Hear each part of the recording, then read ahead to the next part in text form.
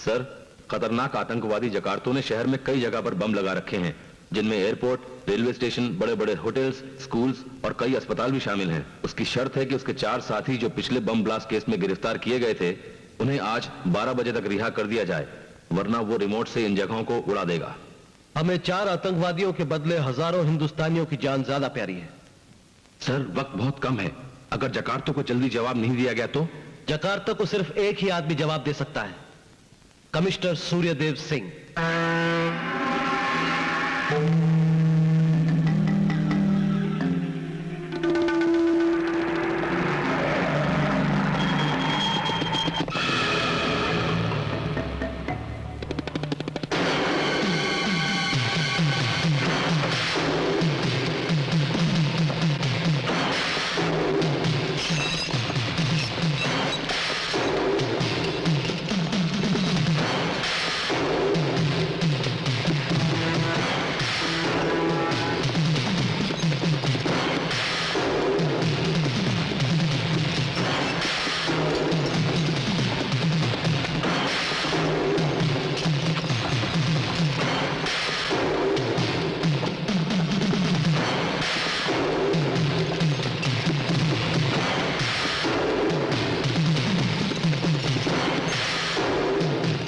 मेरे यारों आओ, खुशामदी।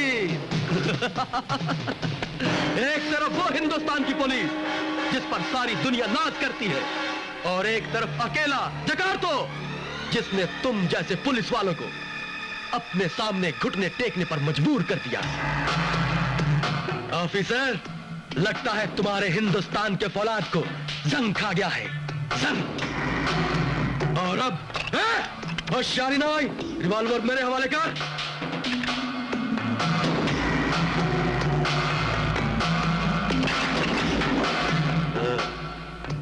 अब अपने दोनों हाथ ऊपर उठा। शाबाश। बस अब चंद लम्हों के बाद मैं इस पूरे शहर को तबाह बर्बाद कर दूंगा, और तुम्हें सुनाई देंगी मौत से लिपटी हुई दर्दनाक चीखें।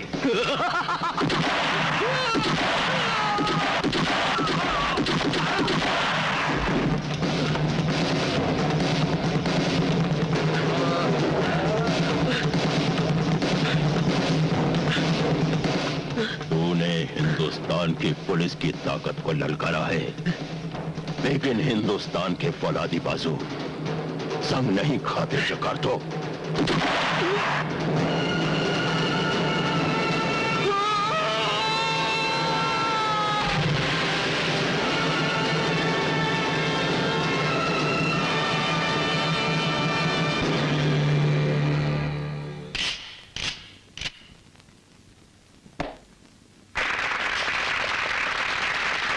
अच्छा सूर्यदेव, क्या ये सच है कि तुम गोली पहले चलाते हो और बात बाद में करते हो? ये आपसे किसने कहा? क्योंकि मेरी गोली खाने वाला तो कुछ कहने के काबिल रहता ही नहीं। और जिसने मेरी गोली नहीं खाई उसकी बातों पर यकीन कैसे किया जा सकता है? तुम अच्छी तरह जानते हो मैं क्या कहना चाहता हूं। देखिए, हमारे तरीके अलग अलग हैं। आप मुजरिम के साथ तमीज से पेश आते हैं, लेकिन मेरे लिए जुर्म और मुजरिम एक ही है। एक के बिना दूसरा हो ही नहीं सकता। इसलिए अगर जुर्म को खत्म करना है तो मुजरिम को बेरहमी से फौरन खत्म कर देना चाहिए। I believe in bullet for bullet. नमस्ते जगत नारायण जी। नमस्ते जी। भाई साहब, बहुत बहुत मुबारक। अरे कैसे हो विशंबर? मैं भी पाए लगा। मंत्री जी नमस्कार। नमस्ते। नमस्ते मंत्री जी। आपकी सरकार भी बड़ी वो है, मेकअप के सामान पर कितना टैक्स बढ़ा दिया। खूबसूरती से नफरत करती है क्या? जय जय। मंत्री जी, ये मेरा बेटा है नागेंद्र। नमस्ते। नमस्ते बेटा। भरा पूरा खानदान है तुम्हारा सूर्यदेव। भाई साहब का तो पूरा खानदान इनके पोते काजल ही है। मेरी बेटी किरण उसे बहुत याद कर रही थी। अच्छा। परसों किरण की शादी है। अच्छा। कब आ रही काजल लंदन से? जी कल आ रही है, फाइनल एग्जाम के बाद। अच्छा चलते हैं। सर, आप लोगों को भी शादी पर निमंत्रण है, जरूर आइएगा। जय जय, जरूर आएंगे, खूब खाएंगे। भाई साहब, आपने बताया नहीं कि काजल बिटिया आ रही है? अरे नहीं बताया, शायद भूल गया होगा, उम्र हो रही है ना। जिस तरह आपने जकार्तो को मारा था उससे तो बिल्कुल नहीं लगता है। जेठ जी हमें अपना समझे तब ना, हम सौतेली जो ठहरे। क्यों जेठ जी? नहीं राजरानी, ऐसी बात नहीं है। अगले साल तो मैं रिटायर हो रहा हूँ। मैं सोच रहा हूँ कि काजल आ जाए, उसकी शादी कर दूं, वो अपना सुंदरनगर संभाले और मैं गंगा नहाऊं। मेरे हाथों पर इतने खून हैं कि मरने से पहले उन्हें धोना तो पड़ेगा।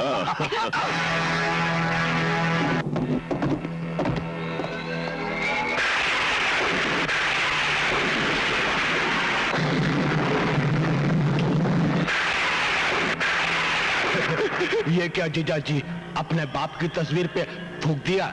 ये उसकी खुशकिस्मती है कि ये सिर्फ तस्वीर है।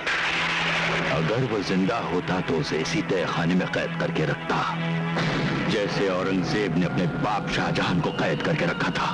आपको इतनी नफरत क्यों है अपने बाप से? आखिर आप उन्हीं का खून हो।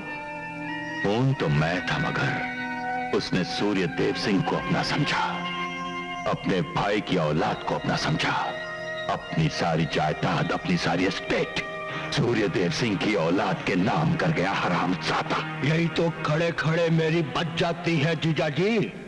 जायदाद नाम करनी थी तो सूर्यदेव के नाम पे करता, लेकिन उसकी औलाद की औलाद उनके नाम क्यों कर गया? उस कमीने को डर था कि कहीं सूर्यदेव सिंह पिघलकर सारी जायदाद मेरे नाम न कर दे। अपने खून पर इतना ना एतबार। जय क्यों इतनी बड़ी नाइंसाफी की आपके साथ? क्योंकि मैंने तुम्हारी बहन से ब्याह किया था, एक कोठे वाली से ब्याह किया था। नहीं कबूल किया उसने। कहता था घर को कोठा बनाएगा क्या? सारी जायदाद से बेदखल कर दिया। पापा जी, आपके बाप ने आपको सिर्फ जायदाद से नहीं, बल्कि जिंदगी की हर उस खुशी से बेदखल कर दिया जो आपकी विरासत थी। जिंदगी भर जिल्लत के टुकड़ों पर पलते पलते हमारी हालत उस अपाहिज की तरह हो गई है जिसके पास चलने के लिए बैसाखी तो है और उसे पकड़ने के लिए हाथ नहीं। नागिंदर, तेरा बाप मेरे बाप की तरह हरामजादा नहीं। मैं तुझे तेरा हक दिलाकर रहूंगा। सुंदरनगर हमारा होकर रहेगा, चाहे इसके लिए मुझे खून के दरिया पर लाशों का पुल क्यों ना बांधना पड़े। काजल के मरने के बाद सुंदरनगर और सारी जायदाद का वारिस मैं हो जाऊंगा और कल काजल एयरपोर्ट से घर तक नहीं पहुंच पाएगी। इसका इंतजाम भी हो गया है पापा जी।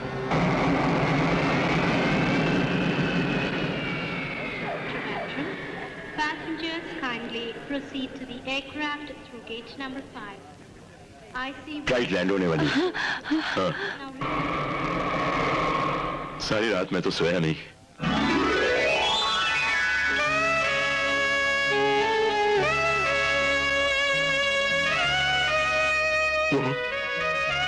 वो देखो। बड़े पापा। काजल। बड़े पापा। काजल, मेरी बच्ची, मेरी जान।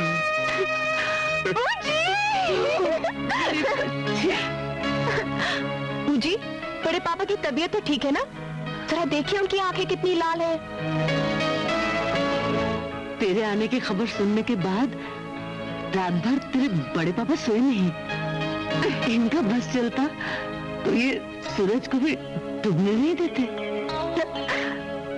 सूरज को भी काजल जैसी पोती होती ना तो वो भी डूबना भूल जाता।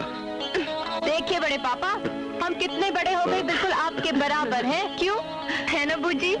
तू कितनी भी बड़ी हो जाए बिट्टू, मगर भाई साहब के सामने तू उतनी ही रहेगी जितना उन्होंने तुझे गोद में देखा था। चलो चलो घर चले। नहीं बड़े पापा, तब तो आपको हमें गोद में उठाकर ले जाना पड़ेगा।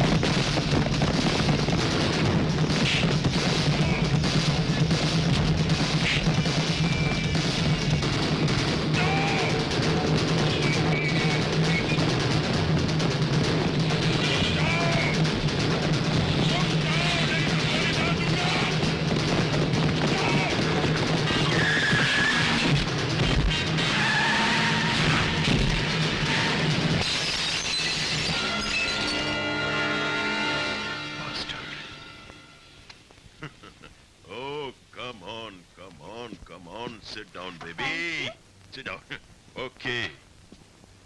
अरे वाह, आलू के पराठे। आज तो हम अपनी काजल बिटिया को अपने हाथ से पराठा खिलाएंगे। लो। बड़े पापा, हम बड़े हो गए, अपने हाथ से खाएंगे।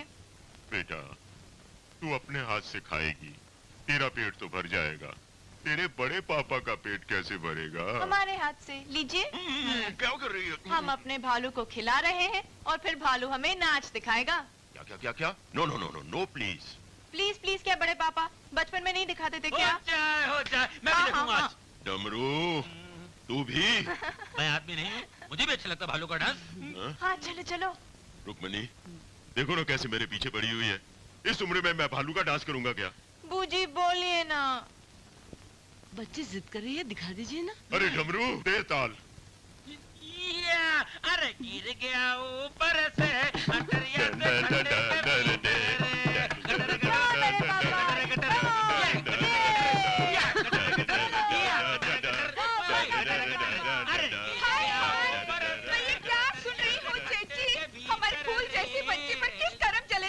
चलाई, कीड़े पड़े उसे।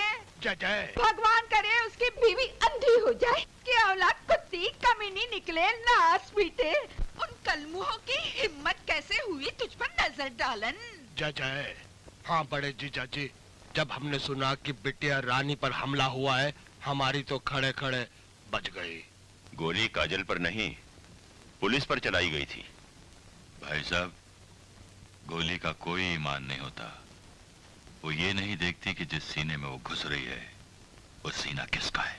गोलियों को भी इतनी तमीज होती है कि फौलादी सीने के सामने अदब से पेश आए। बिशंबर।